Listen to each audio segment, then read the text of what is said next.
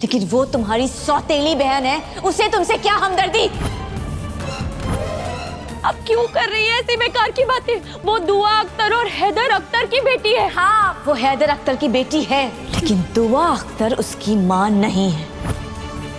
इबादत तुम्हारी सौतेली बहन है, क्योंकि हैदर भाई का एक और निकाह हुआ था और उस औरत का नाम था गजल रहमानी। उस इबादत के अंदर उस औरत का गंदा खून दौड़ रहा है। आज अगर तुम्हारे सर पर तुम्हारे अब्बू का साया नहीं, तो उसकी भी जिम्मेदार इबादत की माँ गजल रहमानी। उसी ने मेरे भाई और तुम्हारे अब्बू की जान ली।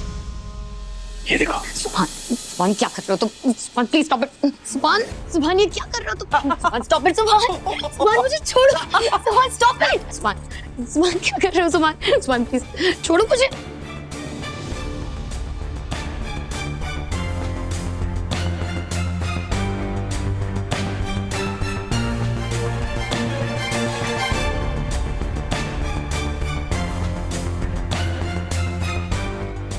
सुभान छोड़ो।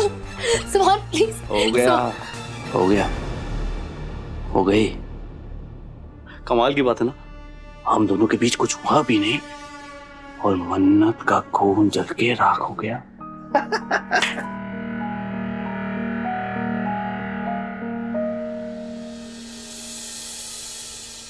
अब जो बोलूंगा मैं बोलूंगा और जो करूंगा मैं करूंगा। मेरी इतनी प्यारी सी खूबसूरत सी बीवी जो बन गई।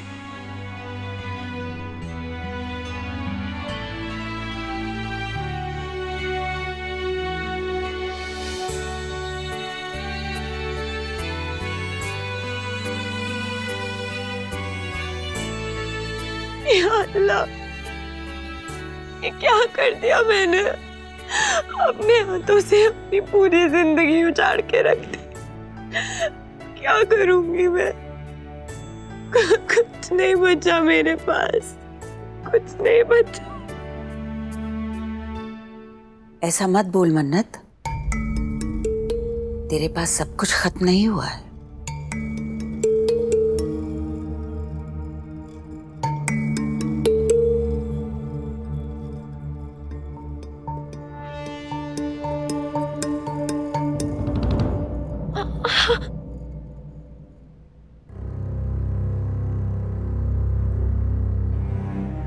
नानी अम्मी, तेरे पास आंसू भी बहुत हैं और जिंदगी भर का पछतावा भी।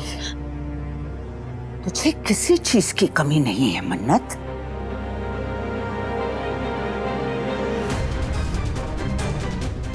आज तक सब तेरी वजह से रोए और अब तू सबकी वजह से रोएगी।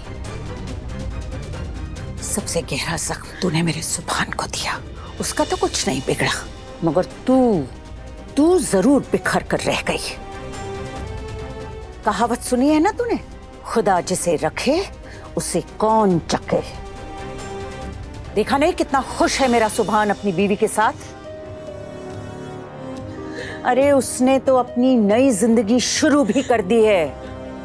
अपने आप को देख, तूने तो अपनी जिंदगी शुरू होने से पहले खत्म कर दी। जो अपने घर का नहीं होता ना मन्नत, वो दर दर का होके रह जाता है। मेरी बातें बहुत बुरी लग रही है ना तुझे? लगनी भी चाहिए। जो कारनामे तूने किए हैं ना, उसके बाद तो तुझ जैसी को पत्थरों से मार मार के मार देना चाहिए। कैसा ज़मीर है जो ऐसी जलील हरकतें करने के बाद भी तू इस घर में वापस लौट आई? अरे जरा भी गैरत होती ना मन्नत तुझ में, तो जमुना नदी में डूब मरती। सुना तूने? अगर इस घर की तरफ रुख न करती, कदम न रखती इस घर में।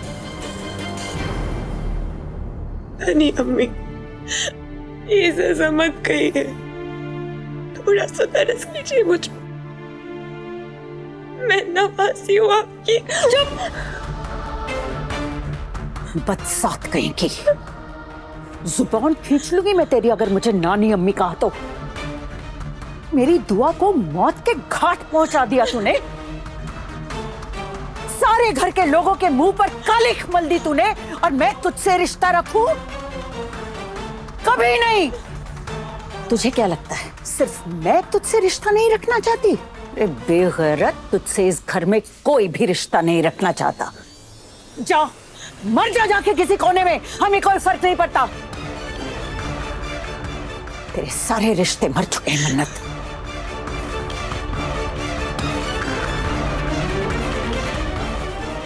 बेगैरत।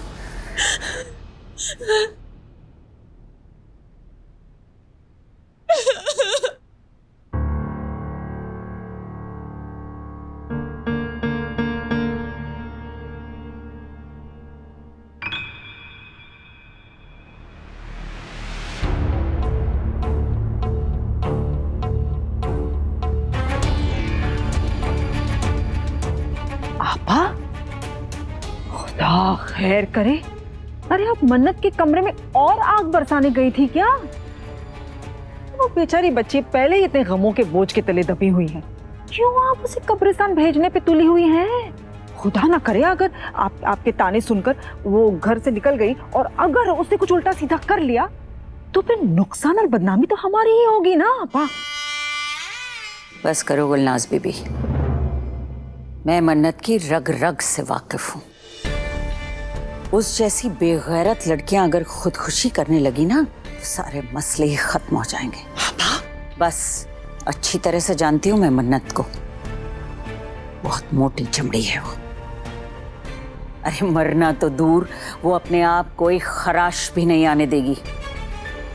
और मैंने उसके साथ इतनी सख्त बातें इसलिए की ताकि उसे थोड़ी अक्ल आ जाए, उसकी गैरत जाग जाए और वो खुद इस घर से चली जाए। अरे आप कैसी बातें कर रही हैं आपा? आप इतनी पत्थर दिल कैसे हो सकती हैं? आप अपनी नवासी गुलनाज बीबी, ये रिश्ता उसी दिन खत्म हो गया था जब उस लफंगे का हाथ थाम कर भाग गई थी मन्नत। और एक बात और कहना चाहती हूँ, इस घर में पहले ही बहुत जहरीले लोग मौजूद हैं। एक और सांप पालकर मैं जहर नहीं बढ़ाना चाहती।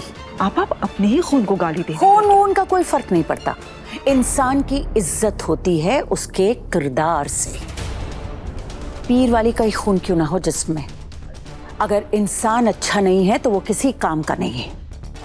मेरी इबादत ने कितनी कुर्बानियां दी हैं दुआ के लिए और इस खानदान के लिए। अब अगर मन्नत ने इबादत के साथ कुछ भी गलत करने की कोशिश की ना तो मुझसे बुरा कोई नहीं होगा। खुदा कसम, जमीन आसमान एक कर दूंगी। किस बेटी की बात कर रही हैं आप पापा? दुआ की बेटी तो बस मुझे याद दिलाने की जरूरत नहीं है गुलनाज बीबी।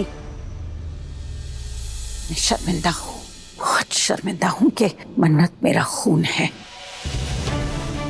खुदा से बस एक ही गुजारिश है मेरी कि वो इस घर से चली जाए।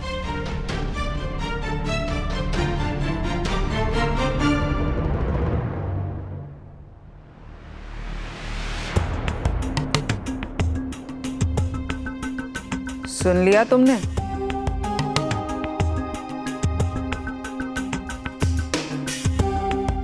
सुन तो लिया, लेकिन ये सब दिखाकर आप मुझे बताना क्या चाहती हैं? बात बड़ी सीधी है कायनात। सुनो बेटा, दुआ कभी अपनी अम्मी हमीदा बेगम के दायरे से बाहर नहीं निकल पाई है। हमीदा आपा ने हमेशा दुआ को अपने इशारों पे नचाया और दुआ नाचती गई, आज भी नाचती है। दुआ यही तो चाहती है कि वो अपनी बेटियों को उसके इशारों पे नचाए, मगर ऐसा हो ना सका कायनात, क्योंकि मन्नत तो निकली बागी। तोड़ दिया उसने दुआ का पिंजरा और फुर हो गई अपनी मर्जी के आसमान में। अब दुआ की उम्मीद इबादत से है। बेटा, अगर तुम अपने बेटे सुभान को इबादत और दुआ के चंगुल से बचाना चाहती हो, उसे निकालना चाहती हो ना, तुम्हारे पास बस एक ही रास्ता है। कौन सा रास्ता? मन्नत।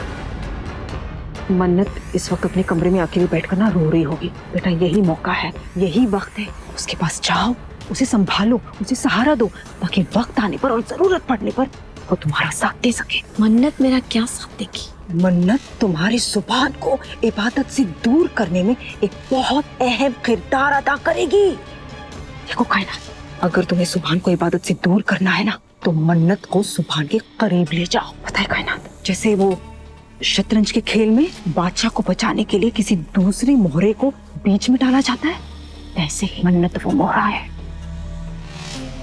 अगर तुम सही खेलोगी तो तुम जीत जाओगी कायनात। मन्नत सुभान के करीब चली भी जाए तब भी ऐसा नहीं होगा, क्योंकि सुभान और इबादत का निकाह हो चुका है और किस्सा खत्म। किस्सा भी शुरू हुआ है बेटा, क्योंकि सुभान का निकाह उसकी मर्जी से नहीं हुआ है और जिससे उसका निकाह हुआ है उससे सुभान निकाह करना भी नहीं चाहता। ये निकाह नहीं, ये लूट है। तुम्हारे बेटे को तुमसे लूटा गया है कायनात। और अगर तुम अपने बेटे को वापस हासिल करना चाहती हो तो क्या? तो सुभान का दूसरा निकाह करवा दो।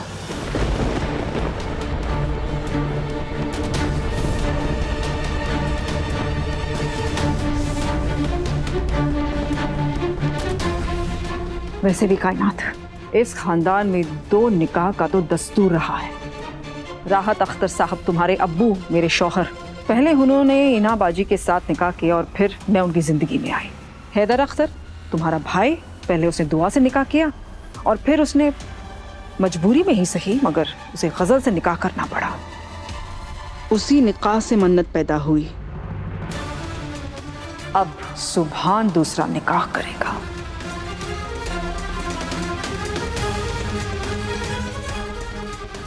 जुबान की मैं मानती हूँ, मैं समझती हूँ कि इससे तुम्हें बहुत तकलीफ होगी बेटा। और बेटा ये भी सोचो कि तुम्हारा बेटा तुम्हारे पास वापस आएगा, वरना अपने बेटे सुभान के नाम का फातिहा पढ़ लो तुम। क्योंकि अगर तुमने सुभान का दूसरा निकाह नहीं किया ना कायनात, तो वो तुम्हारे पास लौटकर कभी नहीं आएगा।